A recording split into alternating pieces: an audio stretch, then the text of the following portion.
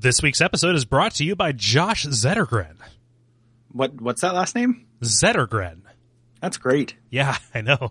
I enjoy your brand of beans and rice, sir. Yeah. Doesn't sound like Zettergrens. Yeah. Yeah. Yeah, so thanks, Josh. Is it just brought to us by his name? Yep. And the reason why Josh, his name helped us is because Josh's name and also Josh himself and all the things that a name represents supported us on Patreon. Yeah. Yeah. Patreon.com/Duckfeed.tv.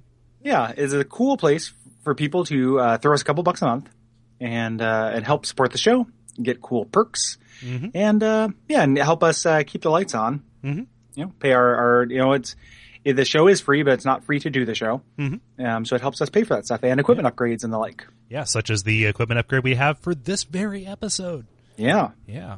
Indeed. So if you go there, back above a certain level, everybody's going to be last named Zettergren. We are all Zettergrens.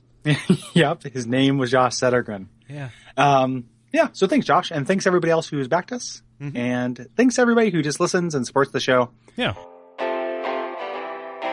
Some of our landings were desperate adventures. We are now prepared to meet the inevitable counterattacks with power and with confidence.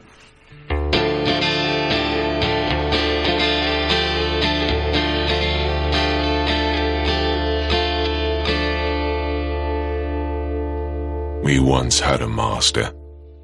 He created us long, long ago. But he was born with a fatal flaw. He resented those who had what he lacked and became fully mired in hatred. Our master was a tragically lonely soul. Eventually, his solitude eroded his very reason. In the end, he never understood what it was that he truly lacked. My name is Gary Butterfield. My name is Kole Ross. My name is Laura Rich. And you're listening to Bonfireside Chat. It is a cursed favorite. And this week we are talking about the doors of Pharros and Brightstone Cove Tseldora, and also the Lord's Secret Chambers, but that isn't really its own area, so I'm not going to put that in the title of this episode. As you heard... Make that stand, Cole. I will. There are so few things we can believe in this modern age of text messages and Mountain Dew. But iPhone, iPad, I don't even know anymore.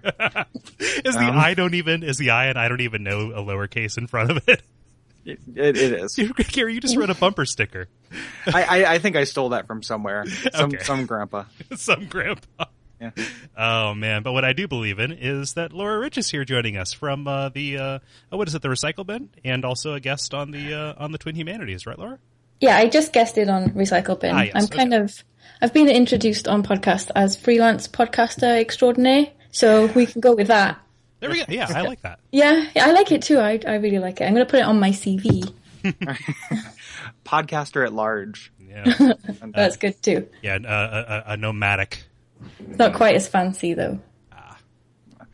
Laura was brought to our attention by one of our fans who had heard you on Twin Humanities, and I went through and listened to that episode, and thought you would be a good fit. So I want to reach out, and I want to thank you for joining us. Thank you for having me. Yeah. Yeah, absolutely. Mm-hmm. Cool. What did we do last time? Well, last time we wandered into the foggy, froggy, shaded woods, and after getting reacquainted with our old friends the Basilisks and their new friends the Rasta Lions, we settled a spousal dispute between scorpions and then wandered into Moria. Maria. Maria McTaggart. Charles. Yeah. So whoa.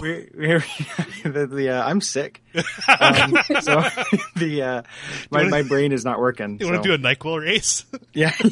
Yeah. Let's see if I can fall asleep, finish the podcast before my kidneys fail, or whatever happens when you have NyQuil. I think they would take it off the market, Gary. Oh, did you hear that? There's that This American Life. The acetaminophen. Yeah, your liver will jump out and attempt to find, like, it'll go into foster care. Yeah. Yeah. So I've switched to ZQuil, except for when I'm actually sick. Yeah. But forgive me if I have a froggy, basilisky voice for this, because I am not feeling good. Doors of Pharros. What up with it?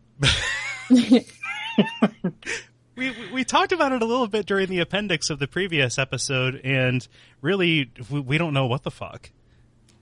And even after doing my research on this and putting the notes together, I still really don't know. Aside from just this is a waypoint that just happened to connect the shaded woods outside of Drangleic to whatever kingdom Tseldora was.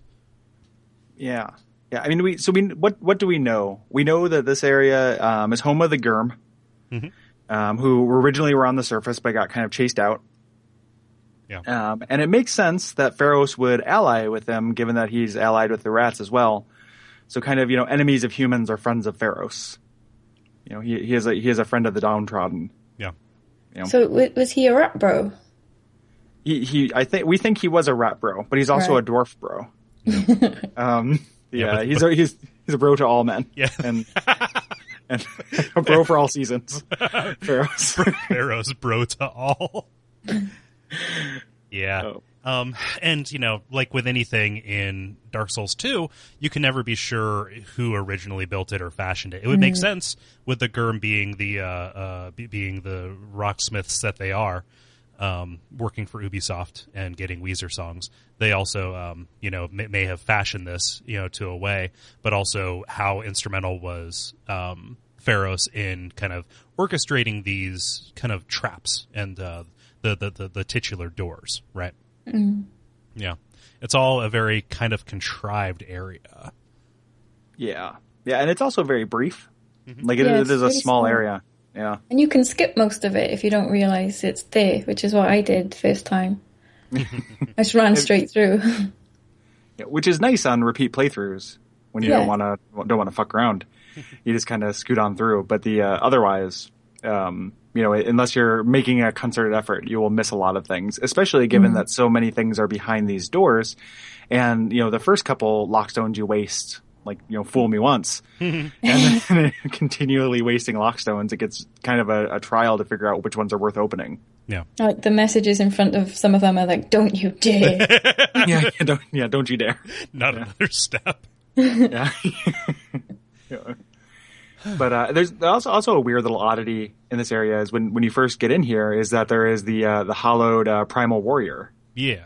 Here, which we know from later guard Drangleic, non-hollowed versions. But what are these versions doing here? I don't know. It's a real potpourri. Yeah, like what one could imagine that if there was an expeditionary force sent out to see what up with Tseldora. That they might have been part of leading the charge, to a certain extent. I didn't mean to make a Mastodon joke with charge there, but here we are. That's the reality we live in. Is that a Mastodon joke? Oh, they would charge. Yeah, elephants charge. Yeah, sure. Yeah, it's a bit of a stretch. Sure. Let's go to the judge. Yeah, Laura, what do you think? I think it's brilliant. Okay. Just go with it. Ding ding. But we do know that Tseldora was at war at some point, right? So maybe Tseldora was at war with Drangleic, and because the presence of mercenaries and with the army camp kind of on the outskirts of the mine, like maybe that's what they're doing here. Maybe they were at war with Drangleic, with King Vendrick. Well, so you think that the Mastodons came from Tseldora and were going into that way? Going into Tseldora. Coming from Drangleic. Okay. And this was kind of, a battleground. Like maybe, they were on their way there and the Gurm essentially functioned as a, living caltrops. Yeah. To stop them from getting there. This is all, I'm pulling this out of my ass completely. I had no idea, but that it makes, we know that Brightstone was at war at a point. Yeah. So can you tell me where you're getting the war from? It's like that area, that top area is known as something like the army camp. Yeah. I guess when I say expeditionary force, like that might have been a force sent in from Drangleic to recover the mines. I see that encampment as a more recent fixture, trying to get the spiders out. The peasants who are there are definitely residents of Tseldora, according to the peasant garb that they have. So they were originally Tseldorans.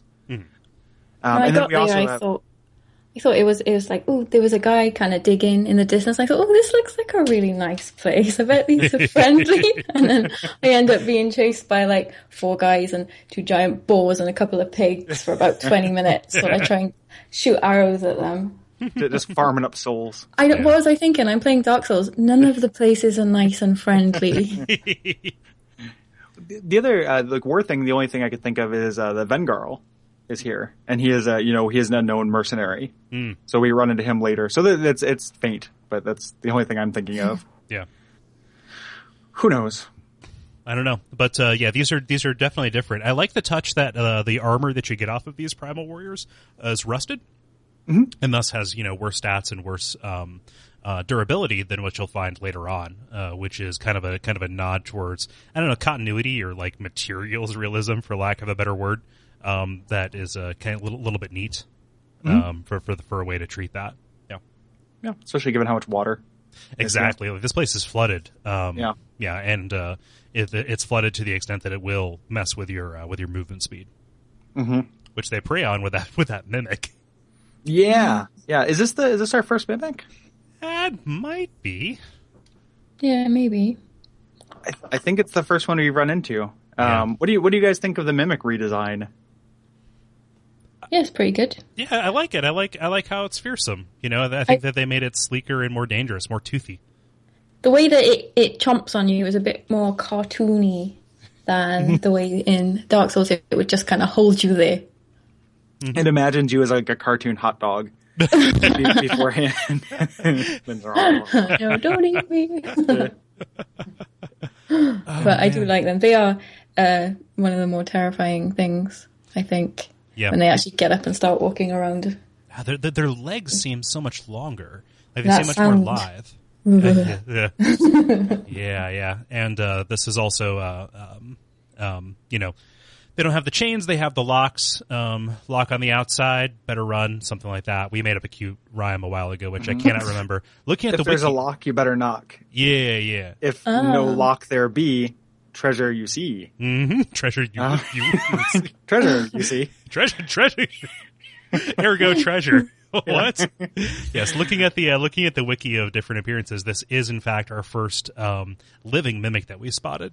Yeah, and this one's hard to see that lock just because of the water. Not only it's the first one that we've run into in our sequence of the game, but also because the water's in the way.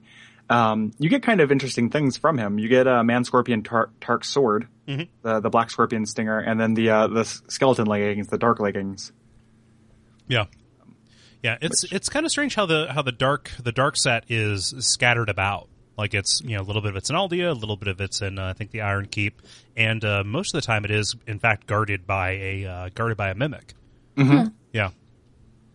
Yeah, I don't know what's up with that, but it's true. Is it a very good set? I've never used it. I guess it's super powered. Looks cool.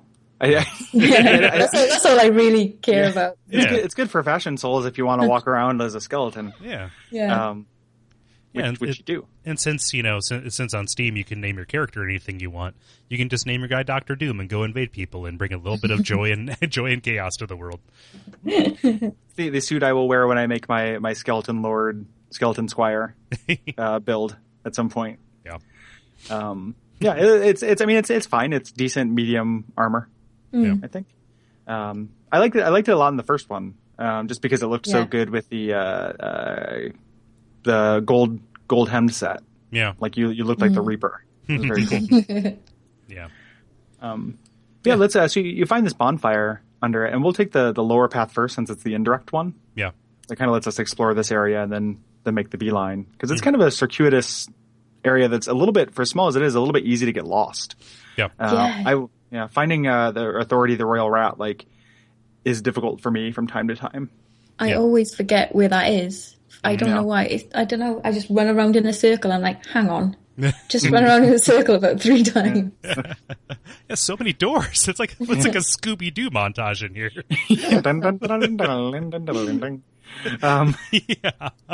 But in effect, this whole area is a gigantic arena, right? Yeah. You've got the rats at the bottom, which this time they're dog-shaped and also toxic, which is fast. Oh, yes, incredibly fast, and also oftentimes obscured by the water. Is this our first encounter with Toxic? I believe it might be. It is a week of firsts. Scorpion Najka can toxic you if she stings you. Okay. But this kind of pathway is our first exposure to it. Yeah. This is the stat path. Yeah, for sure. But it has upper level and lower level, and kind of around here, like you said, fool me once on these devices. Up to this point, you've been trained to treat the Pharros contraptions and gizmos and such with a little bit of reverence, right? Like each one has been, to some degree important. Mm-hmm. Even in Grave of the Saints, in which they kind of minimized that a little bit, but at the very least they made your funhouse a little bit more fun. Mm-hmm. And here they're just devalued. It's like some kind of third world currency. They're like the $3 billion Zimbabwe note. you have to take a wheelbarrow of Pharros lockstones down to Majula to buy a single banana. Oh man. Why isn't Hollow Obama fighting this inflation, Gary? Thanks, Amana. It's just so this one, I mean, it's really just kind of about relying on other players' knowledge. It is soapstones like that get you to the good stuff here. And it's relatively little good stuff. Like I think that there's that one hex. What is that? Not Tranquil Walk of Peace, but Tangled Barricade or whatever. Yeah. Yeah, but that one's not behind anything. I think the real secret item that a lot of people wish would be nerfed, but in fact was buffed here recently, is that spear, right? Yeah, Sentir Spear. Yeah. Sentir Spear. I used 3 lockstones to get that, and it turns out you only need 1. Yep. Yep. Yeah, it's the hidden one. The one that's underwater. Yeah. Mm-hmm. Jerks. But I haven't used that spear before, but I've seen it in action. Yeah. And it's cool. Well, the trick to it is that it effectively is unbreakable because its durability is to break off the statue bit, and then it has like 6 different weapons movesets attached to it. Yeah, super cool. I feel like that's something that like a big difference they made in Dark Souls 2 over Dark Souls 1 is kind of a unpredictability of weapon movesets. in the first one, I feel like every curved sword more or less behaved like a curved sword, with perhaps a special R2. But here there's a little bit more mixing and matching, and there are a couple like great axes that have the regular axe moveset, things like that. They've really tried to mix that up and really kind of focus on that PvP experience. Yeah. This is the first episode we've recorded after the first piece of DLC came out. So it's going to be unavoidable that we make allusions to that. But I love at least one item in the DLC because it's specifically an overture to that. Yeah. Like it is, what if we combine these two incredibly disparate things? Have you gotten a chance to play that, Laura? Not yet. It's downloaded, but I'm not there with any character that I have right now. So I'm kind of just making my way through the game on whichever character I decide to go there with. It's hard too. Like if you can get to it earlier than you probably should tackle it. Yeah. Like it's very difficult content. I want to try not to rush. Yeah. I want to be properly leveled to get there. So set aside an evening if you have the ability to. Yeah. Yeah. It's meaty too. I'm so happy with that. Like we can talk on like Mike a little bit about it, and we'll do a whole episode about it. But man, am I happy with that DLC. Yeah. Hey, have you finished it? Night. Oh, yes. I haven't gotten everything, I don't think. Yeah. But I am about halfway through my second run. Wow. Just, I'm really excited. Yeah, because I'm, and I've only been home since like Tuesday, but I've been sick, so I haven't been able to do anything other than just sit around. And I have an audiobook I have to listen to for class. So I'm just listening to this terrible audiobook and just making my way through. Yeah. The pro tip, don't read 2312. It's a terrible fucking book. Is that the sequel to 2112? I wish. Okay. I wish it was a sequel to anything. I wish it had any context or any rush. Or anything. Any rush connection. Yeah, it is garbage. I mean, there are very few priests of the Temple of Syrinx in it. And trash novel, but the DLC made up for it. But essentially, like when you're moving through this area, this is kind of the playground area, the alternative playground area for Rat Bros, where there are some traps you can set off, like the mechanical Garum. They just throw the unlimited supply of carnival axes. They're very funny. Never-ending axe-throwing Germ. Yeah. Yeah. Which is that's so cute. Like that Pharros made them like that. Mm-hmm. Like we need to get some traps to keep people out of here because we're Germ and we hate people. Mm-hmm. Can you help us out, Pharros? And he's like, well, what would be the most adorable way to do this? Like, can I get one of you guys to model for this animatronic Chuck E. Cheese axe throwing? Like, I'm gonna stand here and just throw this axe. If you happen to walk in the way, it's your fault. Pharros, quick notes here. Most of the other kingdoms we've, kind of been kicked out of have used things like cauldrons of boiling oil. I'm not going to give you notes here. You're the ultimate gadget smith or whatever. Cauldrons of boiling oil, murder holes. I'm not quite sure what a murder hole is, but it sounds pretty. Pharros, this is insulting. Sounds like a club. Yeah. The murder hole. Like an invite only black card. Like somebody just slips you an all black business card and you can head on down to the murder hole. Yeah, that's where Liam Neeson's going in Taken 3. Yeah. So you can activate that. Man, I haven't seen too many of the other traps because most of the lockstones I've used have just opened up useless doors. Mm-hmm. Yeah. Yeah. If I had insane amounts of patience, I would go and open all of them. But instead, I should just find a YouTube of somebody who's opened all of them taking a tour. Yeah.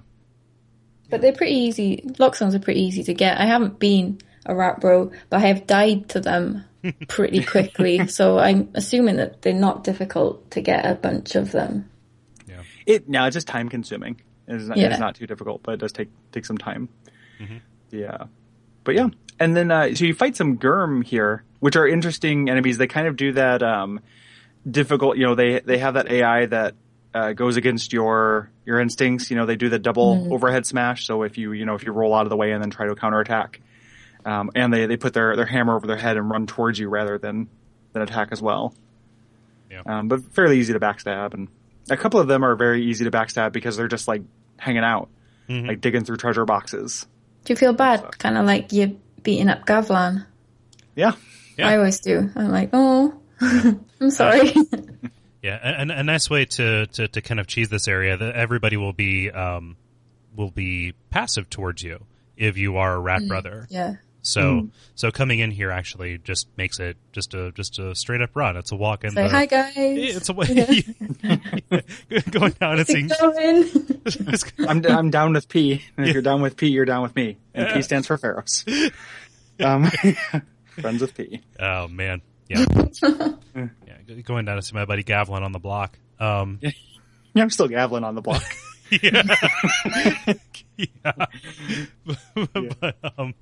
But I like how these Germ look like a cross between Captain Caveman and Hagar the Horrible. Yeah. Their appearance is just delightful to me. Mm. That helmet. Mm-hmm. Yeah, and that their body is all beard. They look like I just want to hug Gavlan. I think he'd be quite squishy. Oh man, plush Gavlan. Oh my god, I need Holy that. Shit.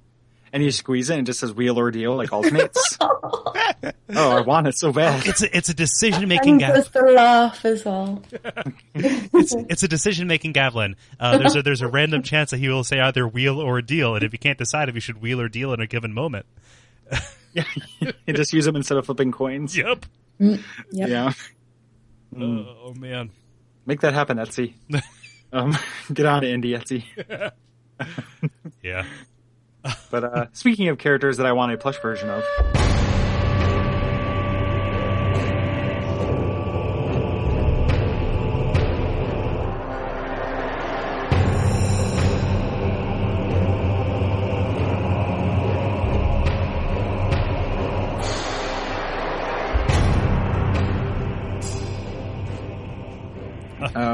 In the upper version, you can run into the first boss fight that we're going to talk about. Authority the Royal Rat, aka the Royal Rat Authority, which sounds like an organization, like the Port Authority or like the Bus Authority, like Transit Authority. I've got some complaints about this area. Yeah, like all those teams doesn't work for the Royal Rat Authority. Have to take a number. Yeah, before you can fight him. I'm really having trouble with this fight. I'm actually there on New Game Plus. I've been there today, and I don't remember it being this difficult. It's obviously super it's hard. going to be tougher, but yeah, they're kicking my ass. Yeah. Well, it's like you go in through the fog gate and you don't see any boss initially.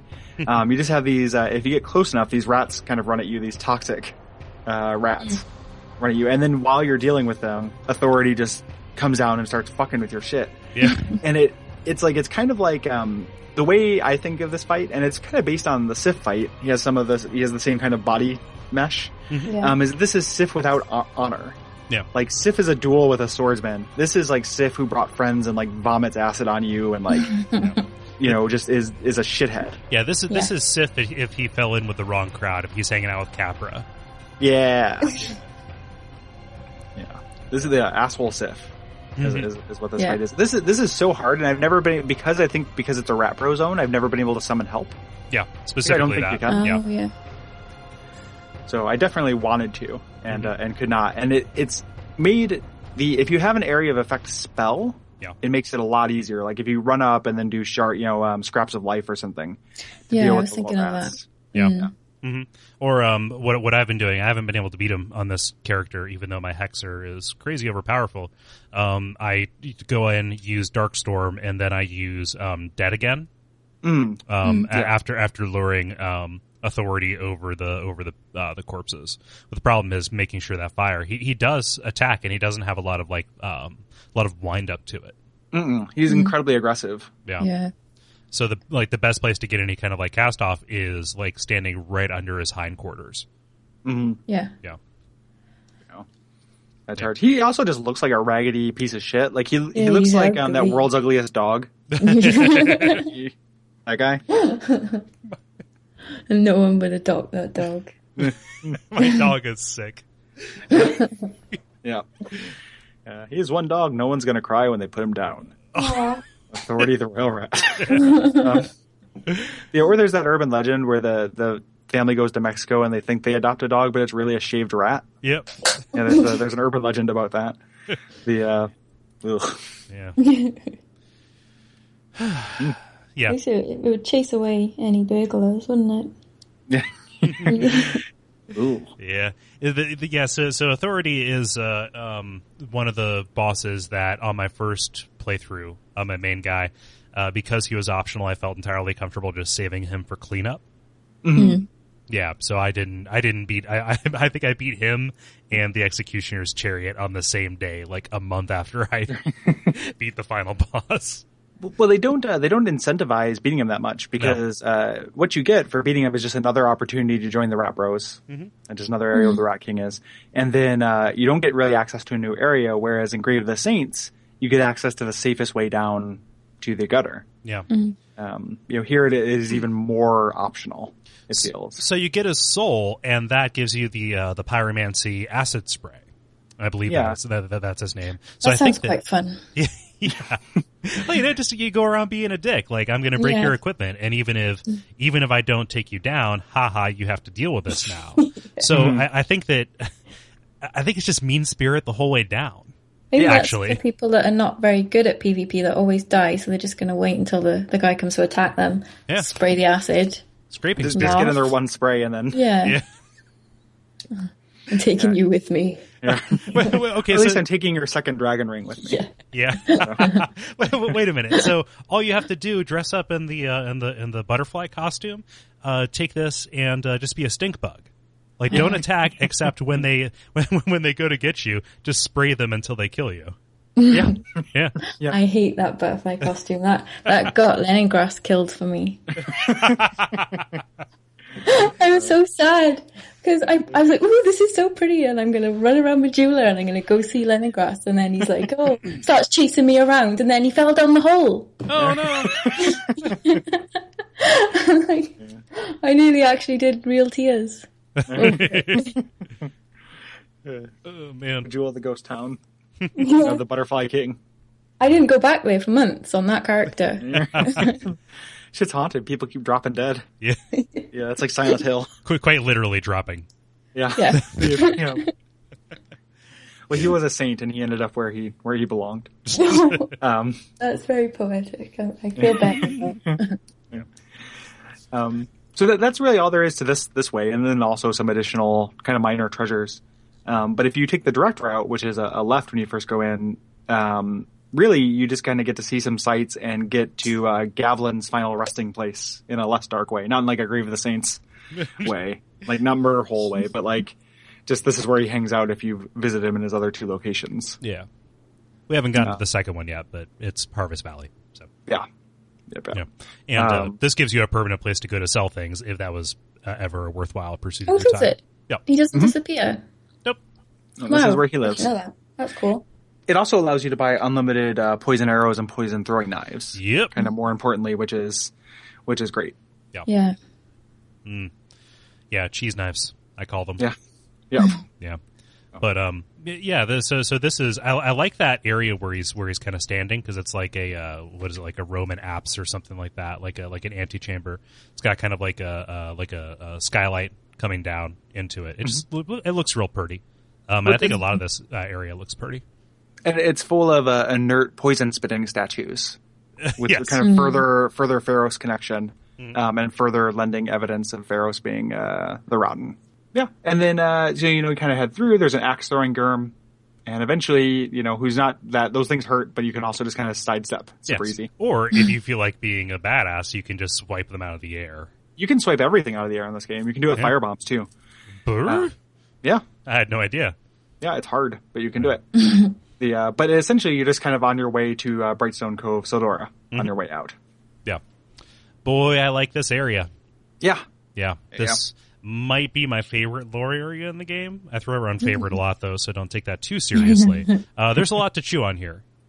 Yeah, for sure. Yeah, and it's I like how it the Dark Souls 2 level design gets a lot of shit for being kind of linear, and I don't feel like this area feels confusing and complex in a satisfying way. Not so much this first kind of landing, but once we actually get down to the mine. Yeah. It definitely it folds back over on itself in a way that other areas do not. Yeah, but this encampment here, boy, are there a lot of burning bodies. Like there isn't a fire that isn't fueled by corpses. Yep, natural resources. Jeez. And cute piggies. Yeah. And New Game Plus, they're gigantic. I mean, we'll talk about that more in the New Game Plus episode. But gigantic boars. They've been grown up. And they hate you. Yes, they do. Oh, boy. I'm a little bit upset that is the implication that even animals go hollow. I think so, with like the little piggies and the pigs Majula. look hollow. Yeah. I think these ones might even be hollows as well. Yeah, it's kind of like that. Reminds me of any kind of zombie fiction. There's kind of like the Resident Evil approach where animals can turn into zombies, and then there's like the everything else approach where only humans can turn into zombies. Yeah, and one of them lends itself to silliness like way quicker. Like if you're running into like zombie elephants and shit, like an outbreak. But it works well for Dark Souls. Yeah. But you got to think about that. Like, what is those? I guess pigs are smart, but if going hollow means you've lost your purpose in life, like what did these pigs lose? Corn. Yeah. My purpose in life. Slop. Yeah. Some pig. Yeah. Hey, that's really appropriate for this area. Yeah, exactly. Charlotte's Web. Like these pigs. T-shirt design. Freya riding some pig over a hollow pig. Yes. Yeah. Crispy bacon. What? In what world does Paul Lynde voice a children's cartoon? Hey, he could be the Royal Rat King too. You can do a whole Charlotte's Web section with this. This area. A fair is a veritable smorgasbord. Oh man! Except this doesn't make me want to cry at the end. of it. Yeah. Like nobody cries when this spider dies, and its babies die, and its master dies. Yeah. All at once. Yeah, but man, these peasants. Holy crap! Why did they take so much damage? Aside from obviously just being a later game area. They, I think it just because I don't know. Well, the hardy peasant stock, they had to do a lot more work than what you would assume would only be a nobility army. Yeah. It just seems a little bit crazy.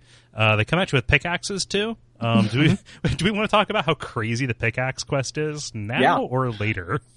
Sure. Let's bring it up since we can run into the Wilburs. Yeah. Here, the hollow Wilburs. Mm-hmm. So if you can lead one of these pigs down to the church, like this later monastery church area, down at the bottom, they can eat some truffles and get you a pickaxe. Mm-hmm. Or, according to the guy, there's a 1 in 1,000 chance that a tiny friendly pig will spawn that will just follow you as you go. And they can get you a pretty garbagey weapon. Yeah. But it is one of those, like, when you see an enemy using a weapon, you can usually get it. Mm-hmm. And without knowing that, it would drive me crazy. That, like, oh, why can't I get this pickaxe? Mm-hmm. Like, these guys have a pickaxe. I want a pickaxe. But now, I've never done it because I'm not crazy. Yeah. But... all that it reminds me of is, what is it, Half-Life 2 Episode 2, where you can bring the gnome. Oh, God, and send I've done it into that. space. Yeah, you have, really? Yeah, I've done it twice because I'm an idiot, basically. I need to hear this. It's less about the achievement; it's more about the challenge. Sure. Like with the soul level 1 thing, you hear people talking about it, and you're like, I have to do that. It was just like that. I just had to do it, and then I did it again on Xbox or Steam. I did it on like Steam and Xbox, so I can't remember which one came first. Just because, it's like, why'd you climb Everest? Because it was there. Exactly. Yeah. But yeah, you hate that little guy by the time you shut him in the rocket. Good riddance. The moon is where you send things you don't want to be around anymore. The universe is oubliette. Later know me. Yeah. But yeah, it's some pink tail shit. Like, it's weird. Mm-hmm. And the reward, like, is not great. No. Maybe it's different on New Game Plus. I haven't tried. I haven't read anything to that effect, but no. I haven't tried on New Game Plus. Yeah. If it got progressively better, that would be cool. It's probably different on like New Game Plus 20. Yeah. Get out there and try it, you obsessive maniacs. Yeah. No one else is playing it anymore. I've got a super pickaxe. Yeah. The collective will of the community. I wonder if there will be anything, since this is one of the areas that will become a DLC hub. Obviously we keep saying some questions may be answered. I would love it if there was something to that effect. Mm-hmm. Like, you're just going down to the truffle mines, and pigs, were the kingdom that were formerly, who had this area, and it's just all about that pickaxe. Hey, ivory, tusks. Yeah. Yeah, also ivory, pig belly. What is with me and elephants? Yeah, I don't know. And Fleetwood Mac's tusk. Yeah. This is also, there's a bonfire inside of a tent, which seems really ill-advised. And you can also summon Benhard of Hugo, the Juice, for the stupidest boss run. Yeah. Maybe it's a close second behind Sinner's Rise, but I've had very poor luck trying to keep him alive for a fight that you really don't need him for. Yeah. Yeah. I mean, you could just go down there and clear the way out. Like, it's not actually a bad. It's much shorter than Sinner's Rise, and the enemies are much less tough. Mm-hmm. So it's a little bit easier in that respect. But I've never done it. I've never summoned Benhart for this. I didn't actually realize until pretty recently that you could. Yeah. No, I didn't know you was there. There is that peasant who's just farming up souls. Like you mentioned, just digging souls out of the ground, which is super creepy from a distance. Like, non-aggressive enemies in Dark Souls games are always creepy. Mm-hmm. Anything that's just standing there. And then I love that little thing where you can go into the well to come up in through that little house. Like, that was a cool thing when I figured that out. There's a well you can run into from a cliff, and if you do, you can come out and inside a house. Huh. There's a chest. You get I think 5 human effigies. Yeah. From it. Yeah, so, I have banged my head against the wall of that house several times. There's a couple of treasures in this area that it took me a long time to figure out how to get. Mm-hmm. One a little bit later too in the mine area that just I finally got like pretty recently. Yeah. Lots of little hidden secrets. Most of the items that you find around here are soul items. Again, lending credence to the idea that this was a location of some kind of battle. That along with the corpse pyres. Yes. Yeah. Gotta get rid of them dead somehow. Yeah. Which it also could be, like, since this is somewhere that we didn't really talk about the general lore in this area because we build a little bit later, but given that this area was an area where, like, a plague did break out like a different plague than just the undead plague, those corpse fires would make sense. Like maybe those were people who were, since we run into more of those corpse fires up here in the camp, perhaps the Tseldorans who were up here were burning people who were infected with spiderness, and eventually just went hollow. Because the fire is straight away as you go into the camp. I thought it was just there to intimidate. Mm-hmm.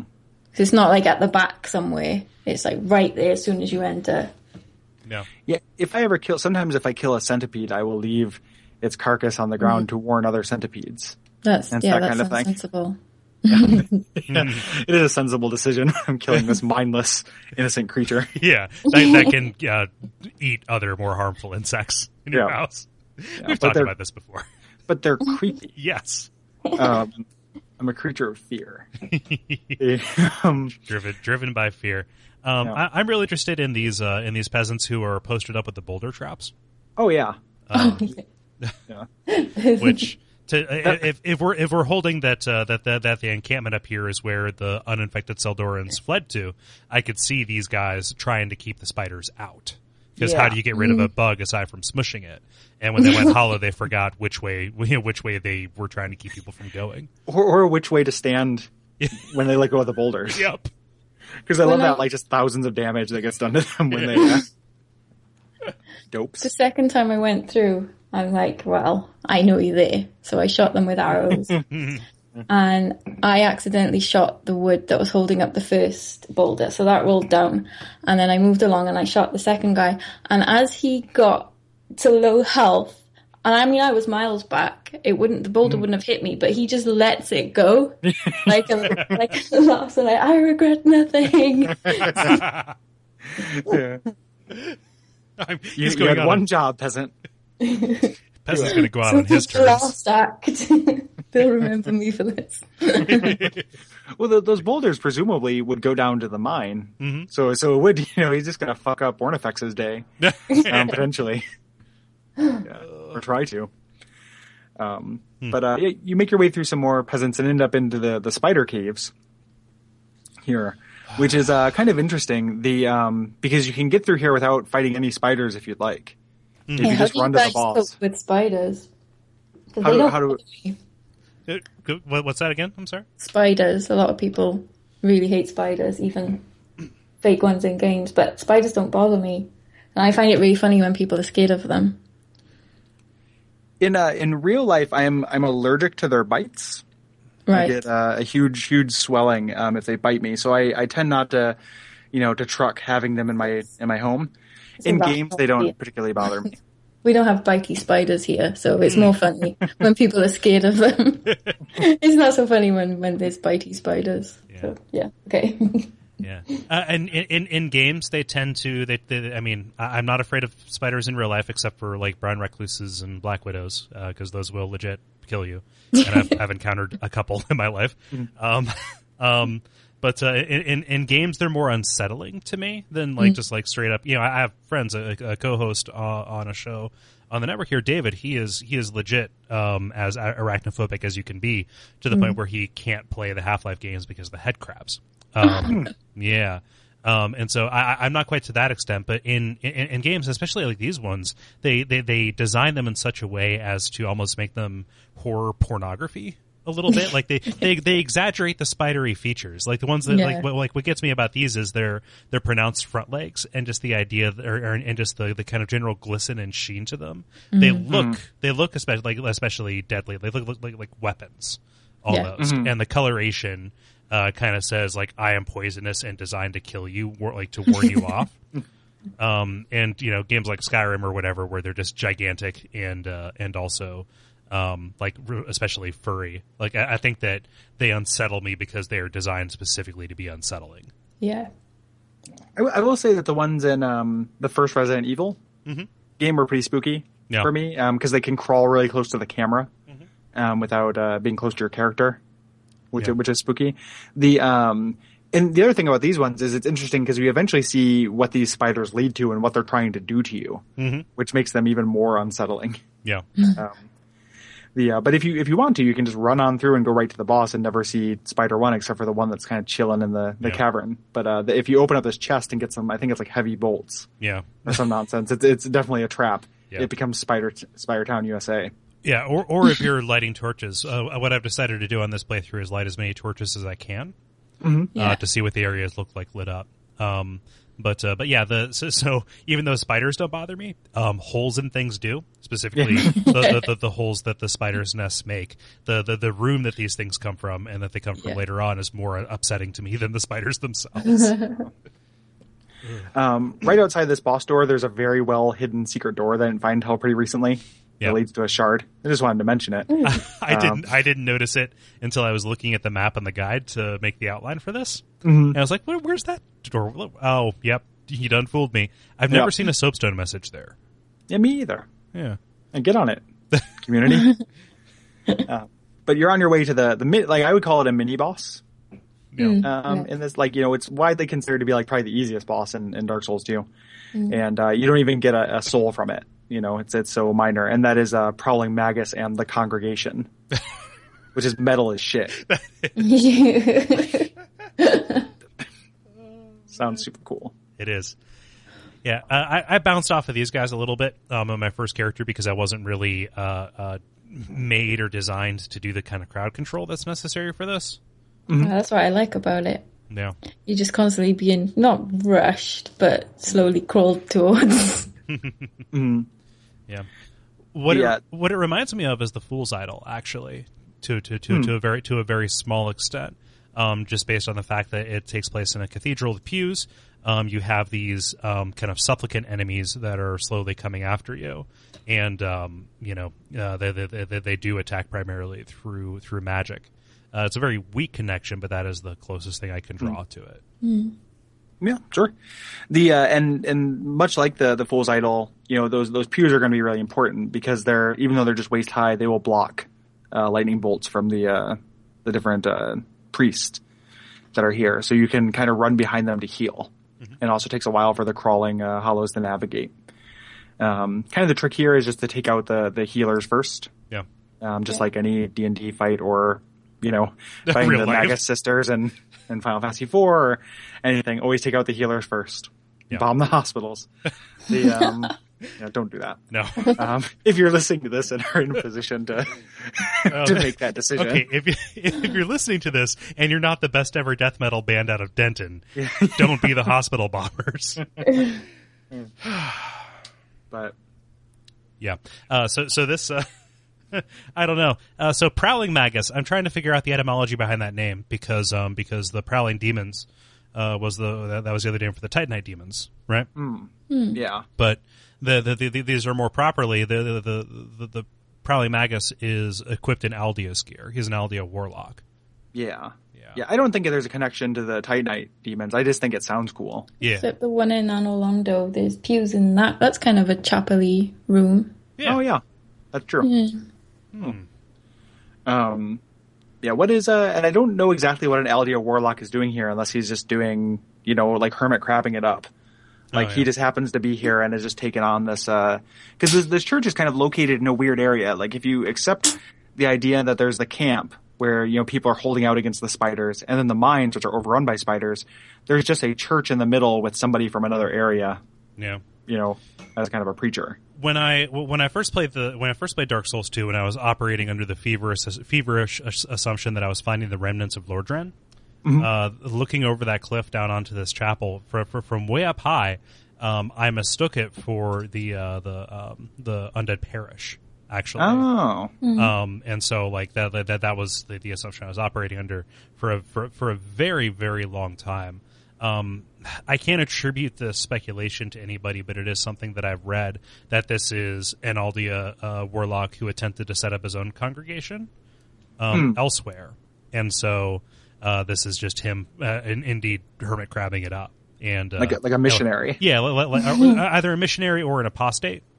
And somebody who is an apostate from apostasy. Yeah, the spiders got you down. Turn to Aldeism. What's missing from Spider Church? You are. There's no you in Spider Temple. Yeah, and now there will be. Yeah, it's not like when I put out the call on Facebook, like, what's the easiest boss in Dark Souls 2? Like, this one came up a lot. Mm-hmm. I think it's arguably the easiest, if not, like, if it's one Dragon Rider away from being, like, probably the easiest boss in Dark Souls 2. I think I have died to him before, like, just coming in and getting cocky. Yeah. But, it's not too bad. I think but it also really depends on your build. For sure. This is one that I see bandied about on people who complain about the bosses in Dark Souls 2 kind of being a bunch of little guys. Mm-hmm. Yeah. Yeah. I'm fine with it though, as like a mini boss encounter. Like, this area is pretty boss rich. Yeah. So and it's just, you get a Titanite slab for beating them. Like, you don't even get their soul. They don't even pretend that slabs are scarce anymore. Yeah. Yeah. Well, what do you think, Laura? Yeah, I mean, I like the fight. It's not difficult, but I don't hate it for being easy.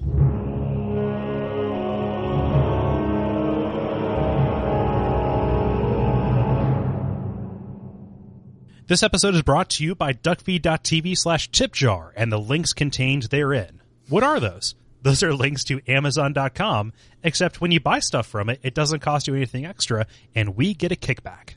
That was literally the most elegant way you could have said that. Yep. The links brought it to us. Yep. And it is an entity in and of itself. Yep.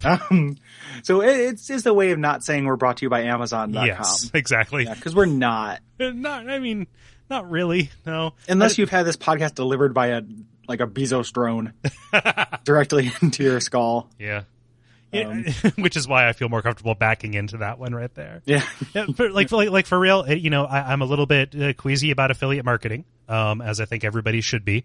It is destroying the web. However, I want to be upfront about the nature of that. That is something that is entirely optional for you to do. And it does actually go a very long way towards keeping that balance sheet in the black. Yeah, absolutely. Yep. And, all it does is cost you a little click. Yeah. So, jokes on Amazon. You guys already know about Amazon. Yeah. But they think you're learning about it from us. Yeah. They're paying us a finder's fee for finding the most obvious thing. Yeah. Have you heard of Amazon? No. So go to duckfeed.tv/tipjar and hit up that link, and it now works in Canada and Great Britain. Yeah. Mm-hmm. Yeah. So thank you to everybody who takes that extra step on a regular basis. You are heroes, and everybody who continues to do that, I appreciate that. And everybody who doesn't buy stuff from Amazon because they don't like people dying of heat stroke in the middle of the summer. Yeah, good on you too. Yeah. Yeah, good. That's also a decision I respect. Yeah. Or you want to support local business. Yeah. I support that. Yeah. So it's all good. Yeah, essentially, if you're listening to this, we like you. This episode's brought to you by whatever you feel like doing. Yeah, no. However you want to buy stuff. Or not, whatever. Brought to you by commerce. Yeah, or not commerce. This episode is brought to you by Buy Nothing Day. Adbusters. Oh, at duckfeed.tv/tipjar.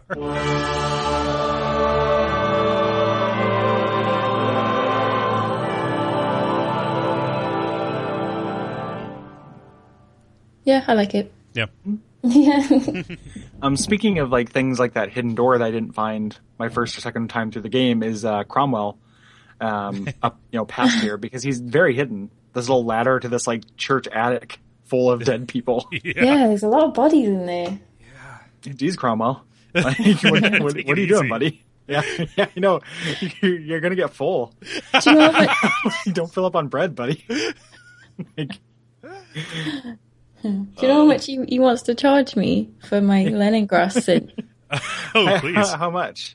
180,000 souls. Oh, God. Christ. And I'm like, but it was an accident. There are usury laws. What are you doing? Oh, wow. Yeah, so Cromwell, aside from sharing the name of another English priest, he doesn't really have any significance. He's just Oswald 2.0, except without the grandiose posture. Yeah.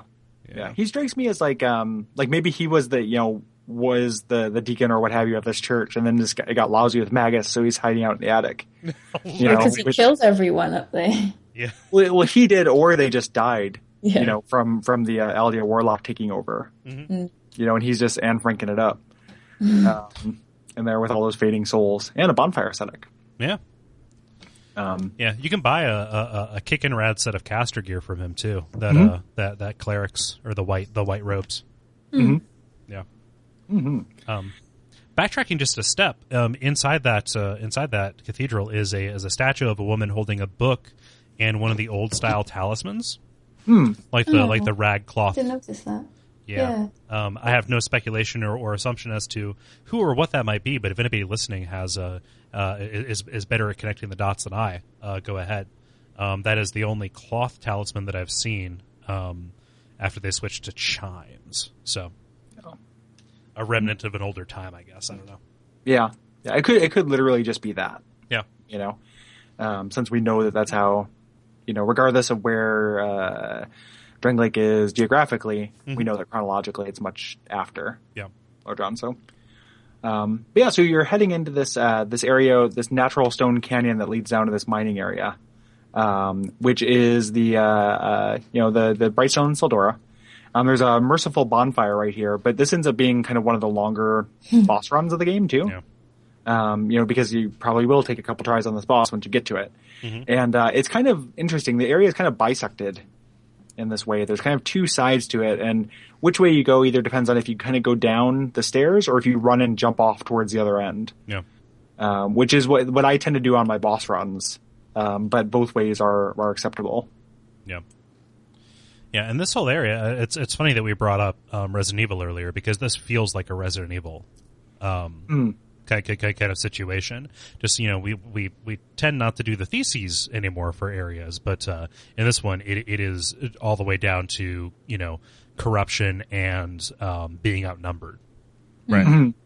Like this is meant to feel as mechanically hopeless as possible, I feel. Yeah, there's a little bit of like a preview of a Shrine of Amana. Yeah. With these warlocks. Oh God, these warlocks. Oh, I hate them.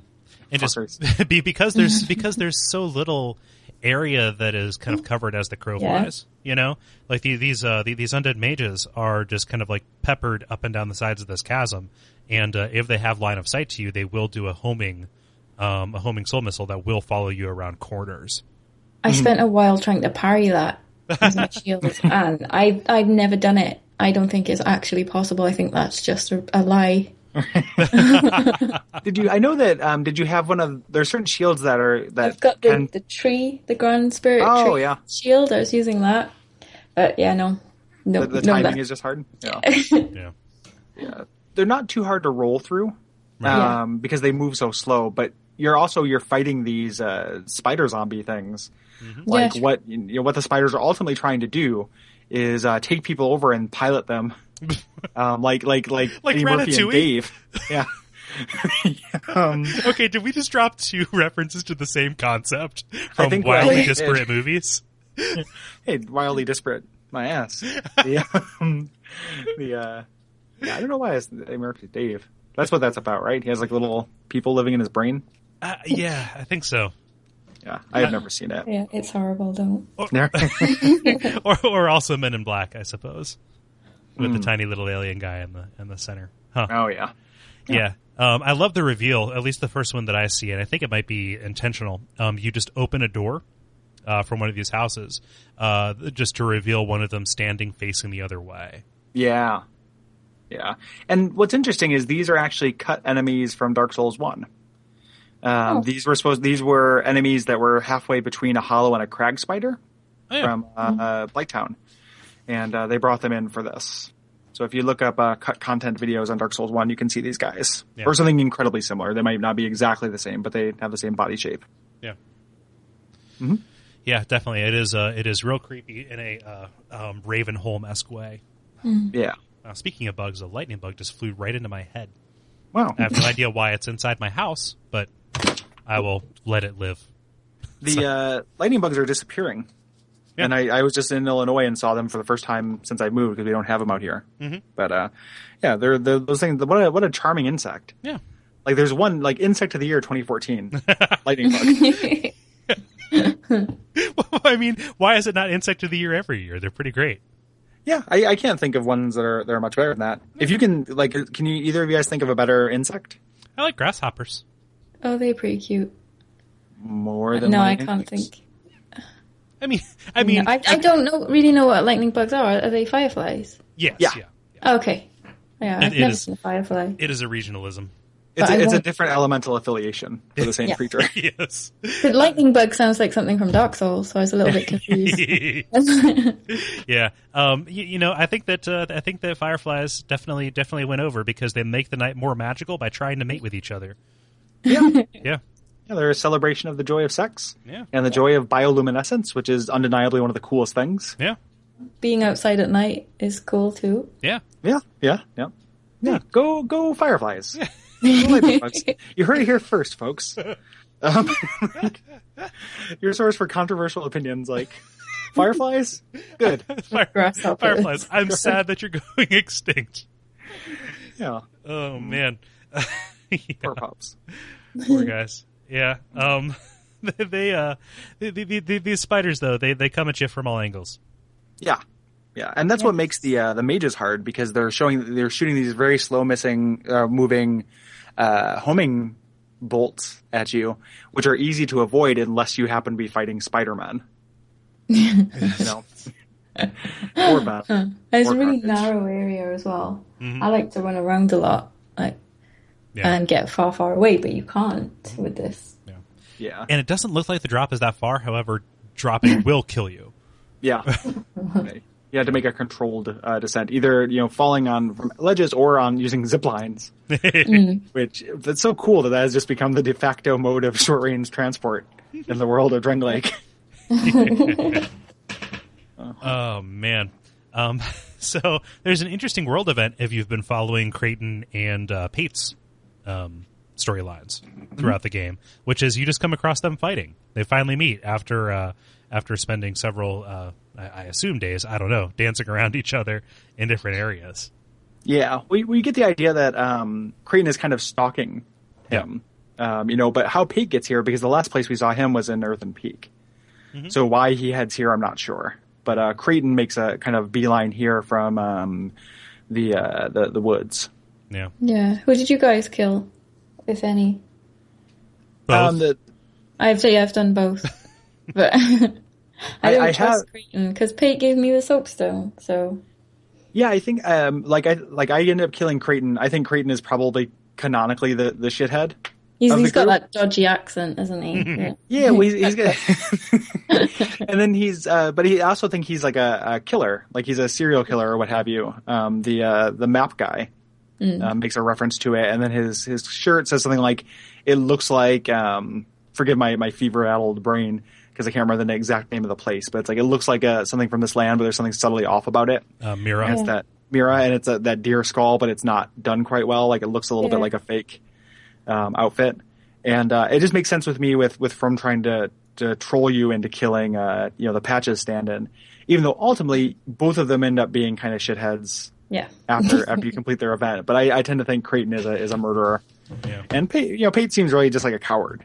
Yeah. He's mild mannered. He's not a shithead. Yeah. Yeah. I would much rather kill the person who is killing just for the sake of killing rather than the person who is killing for personal profit. Yeah. Yeah.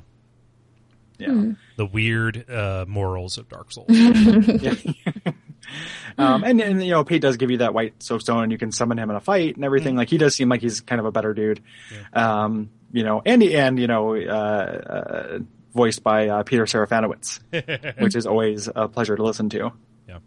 But regardless of who you kill, or if you kill both, you get the den key, which later lets you into their little hidey hole, and you can get the etched gauntlets, which gives you chances for critical hits. Yeah. Chances for critical hits, which is pretty cool. Mm-hmm. Yeah. I really love the architecture in this area. So similar to the gutter, this is a lived-in place. Like you're actually looking at furniture and bookshelves and things. Like before this was overrun, I could kind of see this being an okay place to live, aside from the fact that you probably were living off of company scrip. Yeah, yeah, and they're like adobes. Yeah, like it's just the white sandstone, kind of created. And there's furniture and there's stairwells and stuff. Like it does look like a place where the miners probably lived. Mm-hmm. Yeah. Which is awesome. Yeah. I'd also like to figure out what Brightstone is. My only guess is that it is some kind of magical reagent or a light source. If you stand in it, where you can find the little area with the bridge, where it's there, it curses you. I think it's curse. It damages you, and I think it curses you. I could be wrong about that. So if people are furiously emailing right now, first of all, you're doing it before we even put out the episode. So good on you. You're psychic. But also, I might be mistaken. But I thought it did that, which would make sense for what this ultimately, thematically ties to from the first game. But if not, it hurts you just to stand in it, which is kind of an interesting thing. Well, it doesn't hurt you to stand next to the shards of it. Like it hurts you to stand on the spikes. Oh, yeah. Like it could just be spikes. I mean, it might just be like uranium or something. Yeah. Okay, radiation poisoning is now a status. That's what hollowing is. Is just radiation poisoning, because the symptoms are almost exactly the same. True. And so Dark Souls is like a spinoff of Stalker. Yeah, it's a Chernobyl allegory. Like the sins of the past. We're all sons of bitches now. Yeah. Wow. Huh. Yeah, I don't know what Brightstone is. It could just be pretty. Yeah. I mean, we've done worse things for pretty stones in real life, so. Oh, God. Yeah, the blood Brightstones. But do you make your way down? There's a couple little hidden things, including this like incredibly hidden chest with the Southern Ritual Band +1, where you have to kind of fall off onto this ledge and then fall around a corner and then deal with this parade of Spider-Men. In order to Spider-Man 2, Spider-Man 3. You're saying it like it's a law firm. It's like liability. Spider-Man. Yep. Yeah, the law firm is Spider-Man, Venom. Yeah. So after you've settled out of court with the Spider-Man with Esquires, you can get to this really, really hidden little thing where you pull a lever and it gives you a little ledge to get this chest. And I didn't get that until like 2 days ago. Yeah. It's so well hidden. I'm gonna look around tomorrow. Yeah, even the bonfire that's down here is pretty well hidden. Yeah, for real, and also kind of useless. Yeah. By this like massive quicksand pit, which I was like, man, there's got to be something hidden down there. Like if I go down there, like you guys jumped in the pit, like just to see if you could end up on the other side, right? Yeah. Well, I also doubled back and made sure that all of the boulders fell into it unmolested. So that I was thinking, like, okay, like they'd fill it up. Yeah, there's like a small possibility that I will plug it and I'll be able to walk across it, even though I know that's not how quicksand works. Yeah, nobody knows walk around it anyway. Yeah. It's just walking around banging stuff together. Yeah. It makes sense. It seems like there should be something hidden with that because it's such a egregious geographical feature. Yeah. Yeah, and just that's a Zelda thing too, right? Quicksand leading into places. Yeah. But this ground level is also pretty upsetting too because of the sand basilisks. Yeah, new basilisks. Yeah. They're back. The ones without in sand form. In sand form. Because that's a Dark Souls 1 trivia thing, is that those things that look like eyes are not eyes. They're just there as to look like eyes to intimidate. Yeah, moth whales. Yeah. But ones that burrow under the sand, who don't need to intimidate their enemies because they can jump up from below them and petrify them, don't need to develop those. Right. So like the kingfish of basilisks. Yeah. They just didn't develop this feature. And what's great about these, I mean, that goes through into gameplay as well. The basilisks that, like the regular ones, they kind of telegraph their presence in a very intimidating way, but also one that knows, okay, I need to deal with this. Whereas if you're just walking around thinking, oh, I know that the spiders are just going to be crawling from the walls, and this just pops up. It really does, for that first go, kind of like take your breath away a little bit. Yeah. So I'm a fan of these guys. They look suitably creepy. Yeah. Also, speaking of suitably creepy, and me being a fan, you can also make your way into Ornifex's shop, full of tiny dolls. Yeah, what are they? Super horrible. creepy dolls. Tiny dolls and a singular candle in the center of the room in front of her. Yep. Yeah. Jeez, Ornifex. I had a friend. This is tangential, and it's not even really a story. But I had a guy in high school who I was friends with, but it was also kind of a wanker. And he used to say how he'd like to light a single candle in the room and listen to the Cranberries. And he was just like, he's like, did you guys ever do that? Like, just put on the Cranberries and like light a single candle in the middle of the room? He's like, wow. Yes. You sure I did that. to what? To like, You're not friends anymore, right? After that. No, I didn't defriend him. We just grew apart. But like, if I do wonder about him now, like if I ran into him, what that'd be like. I mean, we all say stupid shit when we're teenagers. Yeah. But that's such a specific. Yeah. To what end is a good question. Yeah. Like, I mean, like, you sit in a room and listen to music, sure, but the amount of specificity, the naming, like, okay, so asking you the question, did you ever? First off, okay, that like that assumes that the like whatever follows is going to be something universal, like, you know, like did you ever just cut somebody off in traffic just to feel? Okay, cool. Yeah. But like, and then narrowing it down to as specific as possible to the number of candles and the exact band. Yep. Yeah. And who knows why James did that, but he did. Also, he is a stage magician. Like he's great at it. It's kind of amazing. Like he always was, and he was when we were, you know, teens and going to school with him, but he's wonderful at it. Yeah. Well, maybe he was performing some ritual to get that's how he got his Eldritch powers. Yeah, the dark arts of solitary cranberry candles. Yeah, if I could remember anything about the Cranberries other than zombie, yeah, it would have been a good time to make that kind of joke. But yeah, like all I can think is he like lamenting the mistreatment of the Irish? I really don't understand. Could be. I don't know. Anywho, he's a real Ornifex figure in my life in more than one way. Yeah. Let's talk about Ornifex for a second. Yeah. She's so grateful that she'll give you a free legendary weapon. Yeah.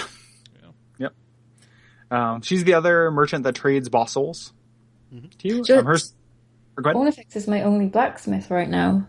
Oh, because of Lemongrass. Yeah, Oh. and it's not terribly tricky to get to, but it's no like spawn at bonfire. Just run straight to the blacksmith. Mm-hmm. Yeah. Well, you should have thought of that before you poisoned. I didn't know. I knew that they would give me a floaty jump, and I just wanted to try that. And then I was going to put my original armor back on. I just wanted to buy them, try them on, run around with Jula, get back to work. But no. Yeah. Oh, so sad. But I haven't even got Cloanne there yet, and she's never gonna. Oh no, I ruined everything. She's never going to not realize that he's her dad.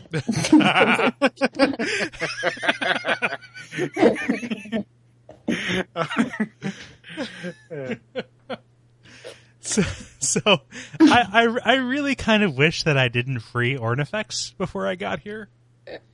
Because stumbling into this room without context. Oh, yeah. Yeah. It's really creepy. It's a great set piece. Yeah. Mm. Even with context, it's pretty creepy with her like sitting cross-legged. Yeah. Or right across from the entrance. Mm-hmm. She makes some references to learning the soul arts from her master, who was a white being, commonly thought to be probably Seath. We have a response in the appendix to the effect of it's actually it's equally likely that it was Priscilla. I don't know if I believe equally likely. Yeah. I've read that response too, and because Seath fucks around with sorcery and the soul arts, and Priscilla never did anything like that. Well, Priscilla is possibly Seath's daughter. Yeah. Yeah. But which one of those people, has the ability to craft? Like, it just seems like it's a cool idea. Like, I know the one. If you're talking about Vivian's thing, I like that a lot. It's a super cool idea, but I don't necessarily agree with it. I definitely want to read it, and it's fun, really fun to think about. And that theory is one of my favorite things I've heard people suppose about Dark Souls 2. I just don't think that I like that interpretation. I don't think it's necessarily true. This isn't Vivian's thing. Okay. Yeah, but I just based on the text that's in front of me, Priscilla is also a small pale thing. Yeah, that's true. Well, I mean, but you think about all the other things that refer to it. So it wouldn't make sense for, say, Tark to be referring to a different being geographically. And Tark has that whole thing where he says, like, my master is born again and again to seethe for eternity. Yeah. You know, like, Hint. Yeah, hint. Like, it would be weird if he was referring to Seath, and you get the Pale Drake soul, and, like, it's Seath. Yeah. It's not. Yeah. Yeah. No, I don't think it's Priscilla. I mean, and so is that why Ornifex is here and, not, bothered by the spiders? I got nothing for that. I It's want a to, really like, move. rubbish. It's a really rubbish area to live. I mean, if that is her master, like if she's in league with that, then that would explain it. Yeah. Why would birds live in a bad neighborhood? you can fly anywhere. Like, is this that much better than the cave you were in? Like, you're still surrounded by basilisks. Yeah. Like, just different kinds. Yeah, you're not in their, like, birthing pit, but it's still not. Yeah. Yeah. So you can kind of like bridge over to the other side, and you see another cathedral. It's cathedrals for miles, and you cross that bridge with the spikes on either side, and you get invaded by one of the porcine peasants or whatever it is. Like, it's a peasant, except he has the pig shield, which is an ENB reference. Yeah. It's the MB invasion. There's not too much to it or any kind of lore significance. He's just a fun little Easter egg. Yeah. And also, I had trouble with it just because it is on that bridge, and you've got spiders to the left of you, spiders to the right. Right. You're stuck in the middle with.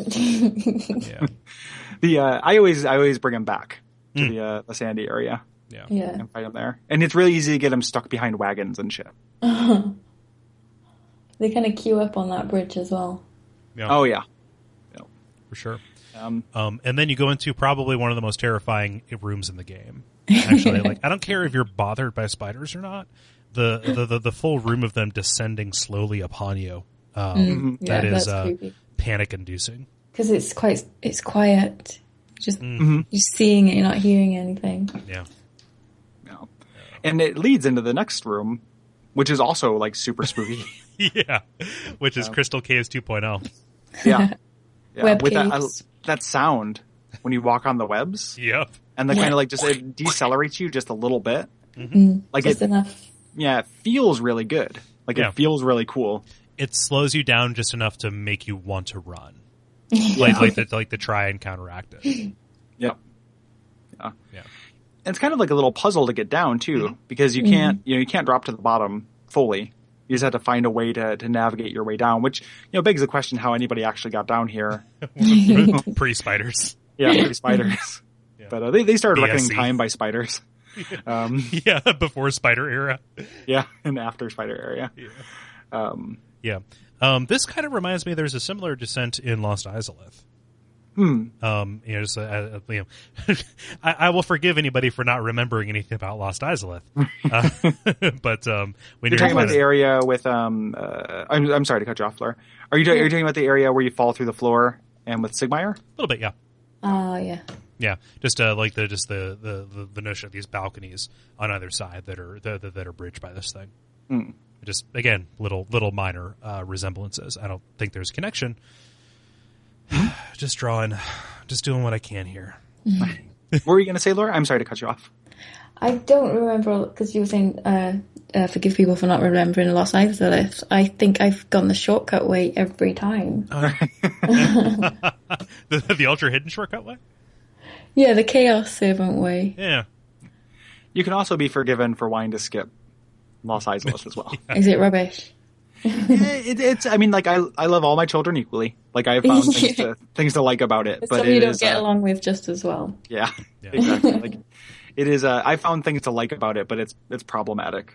So yeah, it's worth checking out. Like you get to see kind of climax Sigmire's quest. Yeah, I've done that, so I must have been through it properly one time. But it's not ringing many bells. The shortcut drops you off in a place where you can actually see Sigmires. What you're skipping with the shortcut is the majority of the demon ruins. Like you're skipping all the lava and going right to Angkor Wat. Okay. Yeah. You're not missing too much. Yeah, cool. That's fine then. I don't feel so bad. Even though there is kind of like a visual reference to it in the DLC. Yeah.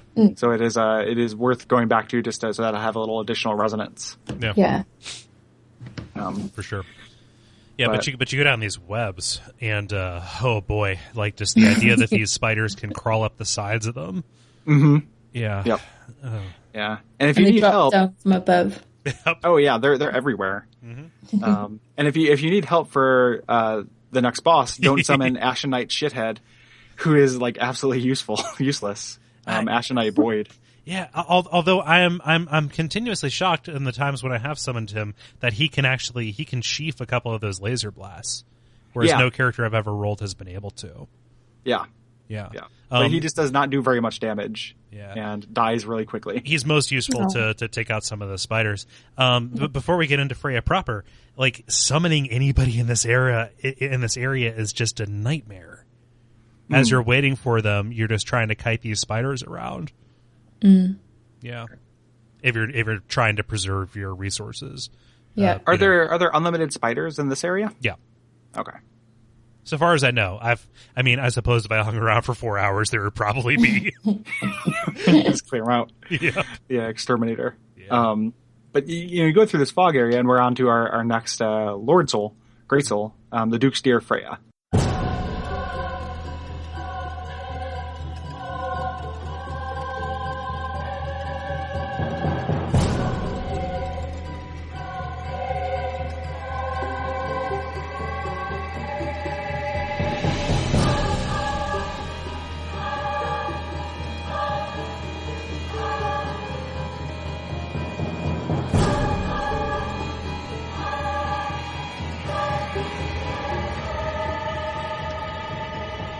Boy, oh boy. Is a giant two-headed spider full of baby spiders. Well, first we talk about the cutscene that you get when you first go in, which is awesome. Yeah. She's talk about hermit crabbing. She's living inside of a dragon. Yeah. Yep.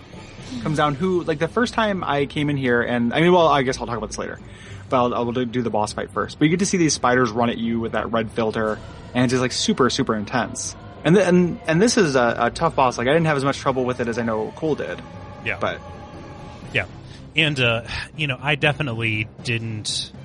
I had a lot of trouble with this, and I almost, if I wasn't playing on a self-imposed deadline, I probably would have stopped for a while here. It was, I had taken a lot of time off work to get through this as quickly as possible, and it was like 3 a.m. and I was just like angry, like legitimately just fuck this, but I have to march. Damn it. Yeah. How about you, Laura? Like how did this first treat you? I think I got some summons and it was pretty alright. Yeah. I had a lot of lightning spears, which was super overpowered. They've been nerfed though recently. Have you noticed? You get 5 now instead of 11. Yeah. I was really upset about that. So this time going through it is going to be much tougher. I'm going to have to get right up in her face and smash her with a sword. So yeah. Yeah. Boy, and this time around, because I'm playing Hex and that is, incredibly overpowered, I aced it one go. Which was, it felt amazing. Yeah. Yeah, because revenge. Yeah, definitely. To run through it. And it was just an instance where I completely understood how the fight worked. Right? I learned the attacks. I learned the pattern. There was just something where I couldn't make the ends meet, in the execution, right? Just something would get me, again, it might have just been my build, where it was either a leg or it was, some spiders getting up on me, or I would end up just getting caught by that laser, that crazy sci-fi Gundam laser, and just killed. Like it was like there was so little margin for any kind of error, Yeah. It was one of those things where, I can see why that would happen. I've definitely died to Freya before, but I've never had that much a problem with it. Mostly just because, the laser, I wonder with your first build, what kind of, adaptability you're looking at? Because I can roll through the laser pretty well, but I also really stacked adaptability. Yeah. on my first playthrough. Oh, I definitely got good at rolling through the laser. But really the trick was learning what it can and can't shoot the laser past in terms of its legs. So I got very good at intuiting, like I could fire off 2 or 3 soul arrows as it started its sweep from one position, then I would run 5 feet to the right. So I'd be behind its leg, but still within eyesight, within line of sight, to get off 1 or 2 more. And then it was just a matter of circling around it in such a way that I didn't end up on the other side of its other head, so that it would change up its lasering pattern. Yeah. And that's where having a phantom really helps with this fight, because if you can occupy both sides, of the spider, I mean, how the old saying goes, if you can occupy both sides of the spider, you're sitting pretty. Yeah. It has unlimited babies that pop out. I've read that they are actually limited. It's just it's effectively bottomless. Yeah. Like fries at TGI Fridays. Yep. Yes, the building will run out of fries eventually. Not quite as delicious. Yeah. Well, in some cultures. Yeah. It's a soft-shelled phrase. That's the Tseldora. That's their new resource. Yeah. Like enough of this Brightstone stuff. Protein for the starving kingdoms. There's a Vadi video where he talks about it, and if you heal the boss, you can actually knock off both of its heads and make it unbeatable. Yeah, it makes it unbeatable, and it just does this little tantrum. Yep. Forever. The first time that head fell off scared the shit out of me. Because it's like a soccer ball. It's so gross. Like, yeah. Also from the same Vadi video, I learned that the other spiders are afraid of it. Oh, that's interesting. Yeah. You can kick it around, and they will give it a wide berth. Yeah. What awesome attention to detail is that? Like, it's so rare that you would do that. That would happen. Like, just so few people are going to see that. That's very cool. I kind of wonder if it was intentional or if it was just a matter of how they handled the smaller spiders' pathing. Like, you never see them get too terribly close to Freya anyway. And I could probably see them, like, okay, they can't get within a certain radius of the heads. Oh, it's still got the properties of, like, Freya-ness. Yeah. It still has some kind of essential Freya-ness. Yeah, could be. I'm sorry, I didn't mean to utter a phrase that killed all conversation. Oh man, I've never conquered this particular boss with a melee build. Can you tell me a little bit about how that shakes out? What were you, Laura, when you fought Freya? What build did you use? Was it melee or ranged? I've got a kind of both. I've got like a Dex Faith. That's my main one. So I just throw lightning spears at things until they run out, and then I smash them in the face with a sword. And I don't know, it's okay. I'm pretty fast, so I can dodge quite well. I think you just have to get half of the health down and then melee it.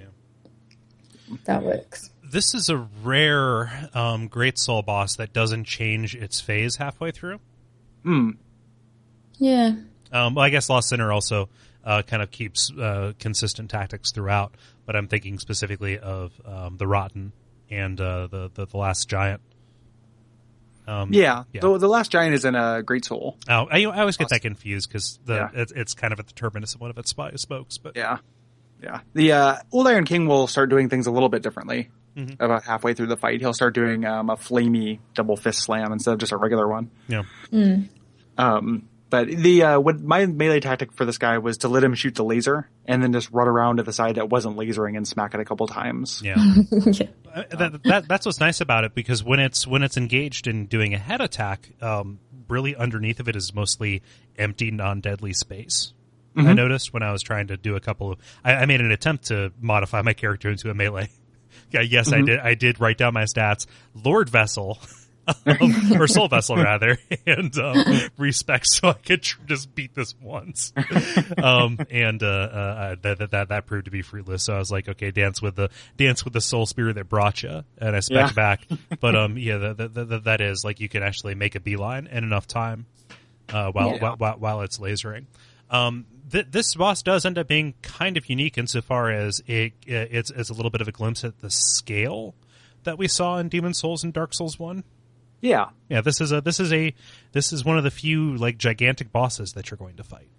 Yeah, it's definitely one of the more memorable ones. For sure. Yeah. And it's unique too in that like what happens when you kill it. Because up until this point, when you killed an enemy, you would get its soul directly. Mm-hmm. You would get but here you don't. It ends up on the ground as a little glowing dot. Mm-hmm.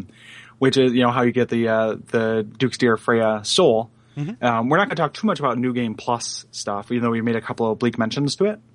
But you do get a more direct Seath connection in New Game Plus. Yeah. From here. Yeah. No. It's here.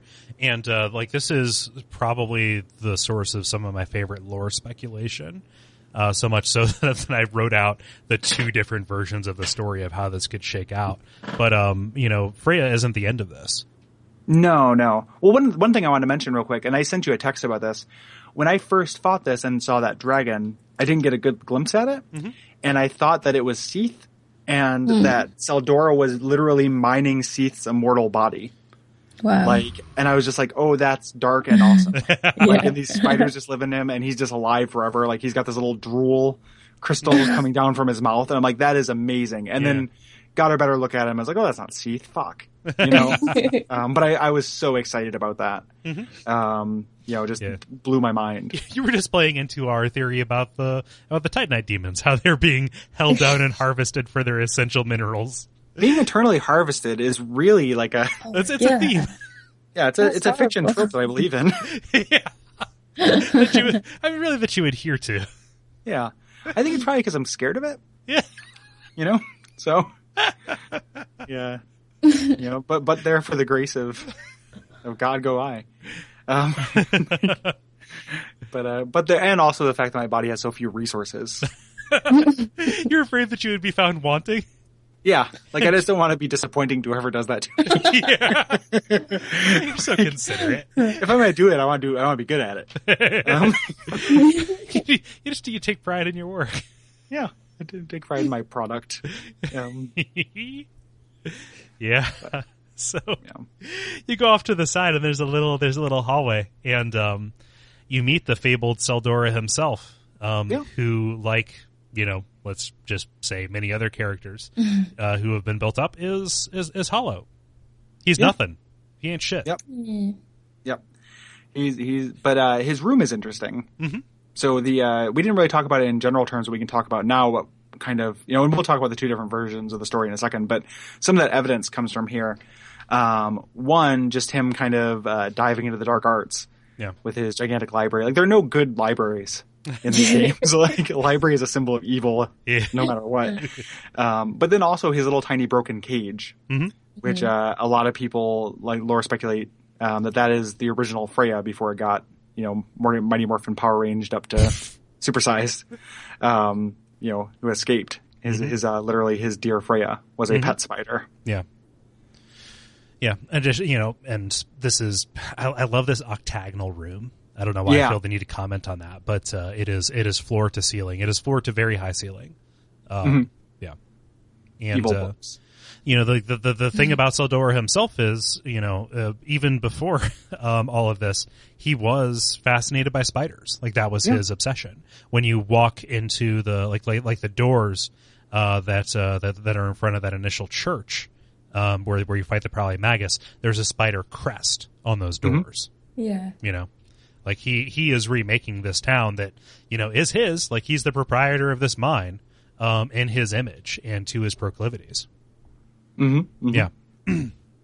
But, you fight his garishly dressed ass. Tseldora's dressed like a pimp. Oh yeah. He's got a jaunty cap. What are the armor merchant? In the first town, who eventually gets that cool, chill stance. Yeah. When you spend enough money. Got a swagger, right? Yeah. I make so much money. Yeah. Well, he's got all the Brightstone and all the spider protein. And then, for no reason, by the primal bonfire, there's Vengarl, big as life, just being an underwhelming fight. Yeah, kind of. Although but it looks scary. Oh, definitely. He's gigantic. He's like he might as well be an ogre. By which I mean he might as well be Ogre from Revenge of the Nerds. Yeah. He is an underwhelming fight. However, if you just spend a whole evening up to 4 a.m. in the morning trying to be Duke Steer Freya, and you just want to get to this bonfire, God damn it. Yeah. What's interesting is you don't have to light that primal bonfire. Like, I didn't notice this little path off to the side the first time I played. Yeah. And it's not mandatory to light. Like, you just had to have a certain number of souls to get into the Shrine of Winter. Mm-hmm. The primal bonfires, their mechanical purpose is being revealed with the DLC, essentially. Yeah. Like, up until that point, they were just blips on that map. Mm-hmm. So it's totally optional to go back here. Yeah. It's kind of strange that it is, but it totally is. Right.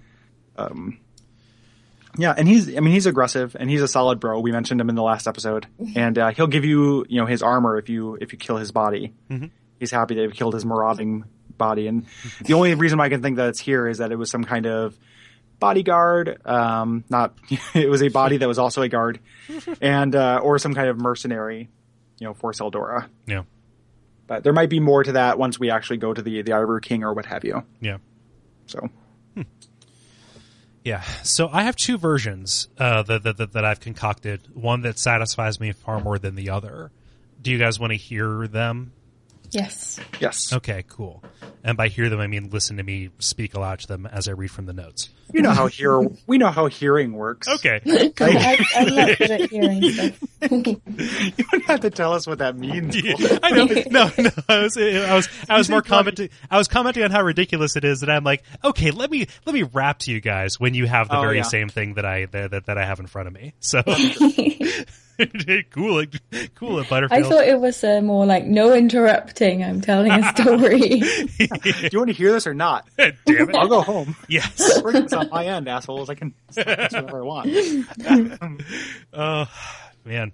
So we know from item descriptions and from Sweet Shockwar, who speaks about this, that Tseldora owns this mine, and there was some horrible tragedy, the spidering that happened, and the Duke stood aside and let it happen gleefully, almost.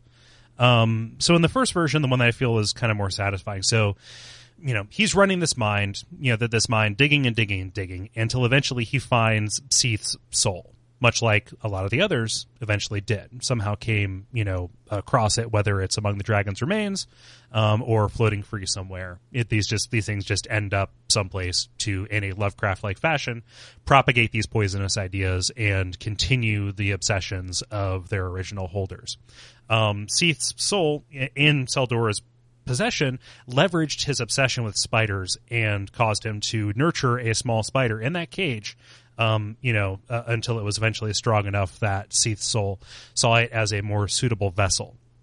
So it hands over Seath's soul, and that causes it to Mighty Morphin Power Rangers and go away. Tseldora, without his, pet little cuddly spider, goes hollow, his purpose having been, served after building his library at the bottom.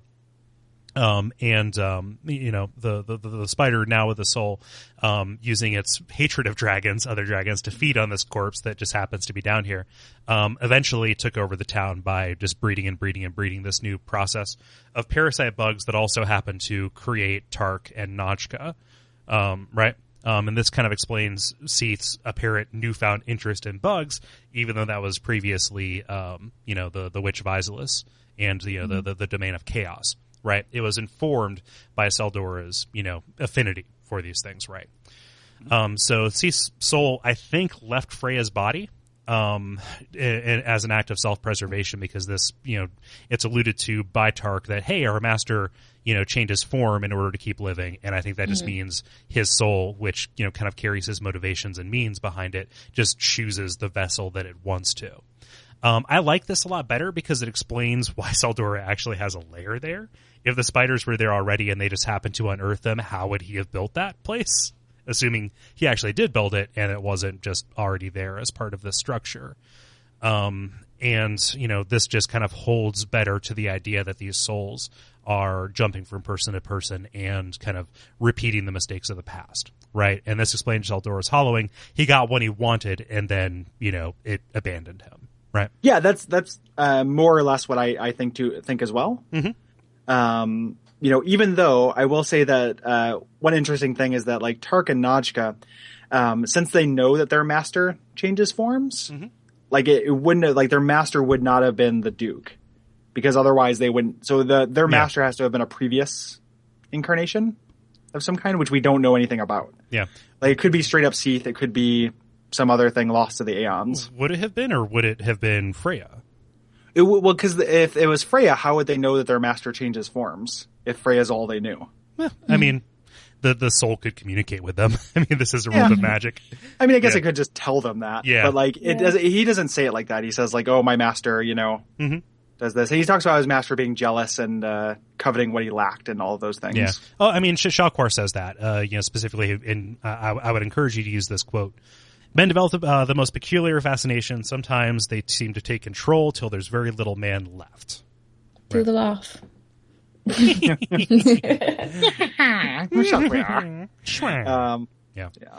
The only other explanation that I can find is that they dug and dug and dug until they found the spiders, and then mm-hmm. he befriended them in some instance.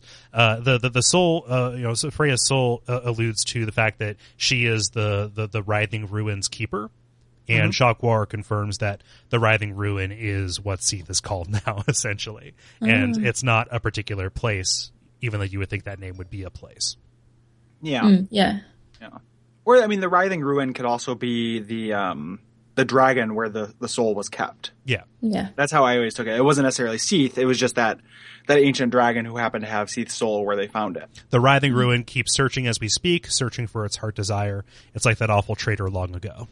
Mm. Yeah. Yeah. Mm. Yeah. It's great. I love thinking on this. Just the notion of corruption. This is the closest I think we're going to get outside of the DLC to that pure of an expression of this. Mm. Yeah. Yeah. It is very satisfying and very rich mm-hmm. in comparison to, some of the other areas mm-hmm. of the game. Yeah. So. Sorry. Sorry. Spider lung. Mm-hmm. Yeah. So, do we want to offer our final thoughts? Yeah, Laura. Why don't you start? What do you think? I don't. I really like the area. I'm kind of stuck on it right now in New Game Plus, so I might hate it very soon. I like anything to do with Seath, though. Yeah, he's cool, and just like all the stuff that he tried to do. I mean, was he evil? Was he? Or was he just like a science guy, just like just a pasty nerd. Yeah. He grew up to be like a Silicon Valley tech executive. Yeah. To your point, Laura, I'm surprised that there's not more of a Seath Aldia connection. That would seem like maybe a bit on the nose. Yeah, like they shared research notes and things. Yeah. They're buddies. Yeah. Yeah. I mean, that would make a kind of sense. Like Aldia, it's going to be interesting as kind of more fan theories come to light about Aldia, and as we get to that episode and talk about him more, because his, he's a really interesting character in a role like prime mover in the grand story of this game, more so than Duke Tseldora. Even though I love Duke Tseldora, like this is really kind of sequestered to this other land, So they're both kind of, various Bills Nye, the science guy, but they one of them is kind of more tied to the macro plot, I think. Yeah. Yeah. Yeah. And I like the area too. I like the layout of it, I like the design of it. Searching the houses, Yeah. of seeing if I can see if anyone that I know lived there, but I haven't done anything yet. This person liked building model airplanes. This person drank a lot of Heineken. Reusing that asset. Yeah. Cool. Good stuff. So next time, we're going to be taking on the Harvest Valley, kind of exploring the last main spoke of this first major portion of the game. And we're going to be joined by James, better known as VG Talking Head. Yeah, on YouTube. You may remember him from the season 2, where he joined us for the first of the 2-1, I think. Mm-hmm.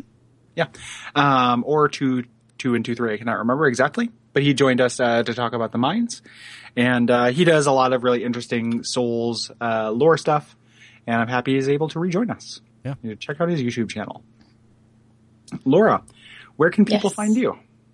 I'm on Twitter at Rapture Leaking, but don't follow me because I'm awful. Just okay. That's what James said last time too. When we got him, he's like, "Don't follow me." Yeah. Do you want us to bleep out your Twitter name? Do you literally want people not to follow you? I follow you, and I don't think you're that awful. I don't mind, but all I do is talk about Dark Souls and StarCraft. So and who likes those? I mean, come on. Yeah, there's no audience for that. But you can also hear Laura on, I think it's season 3, episode 5 of the Twin Humanities podcast, our buddies podcast, and it's a very good listen. Yeah. Yeah. Mm-hmm.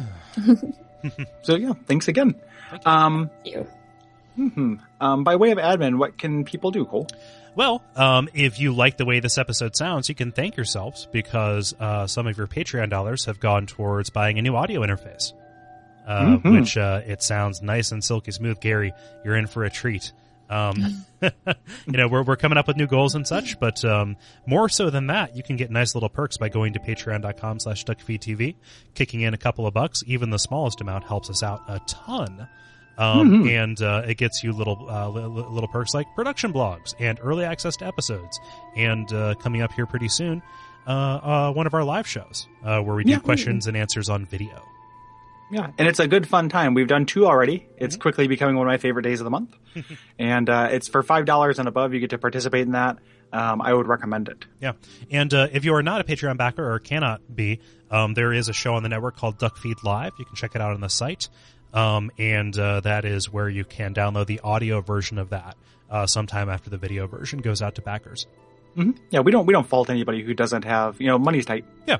Yeah, the show is always going to be free. We understand money's tight. That's why we're asking for it. Yeah, exactly. It's money. It's tight for us too, guys. Yeah. But we don't. Yeah, we no judgment. Yeah. You can also rate and review the show on iTunes. It's been a little while since we've had a rating on there, but that helps more people learn about the show. Mm-hmm. You can tweet and or blog and or mention us to people if you know somebody who'd be into the show. Yeah. It's a huge help if you pass that information along. Yeah. I watch for that, and I thank anybody who does. Mm-hmm. Yeah. Mm-hmm.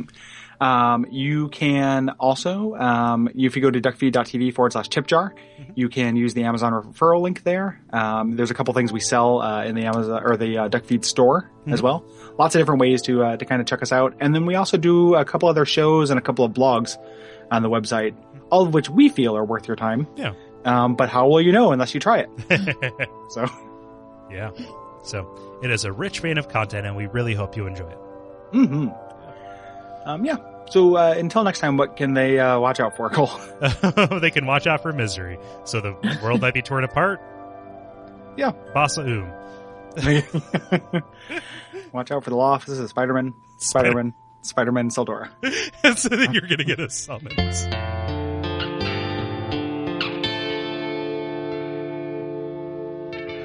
And we all pray that we will have far more soon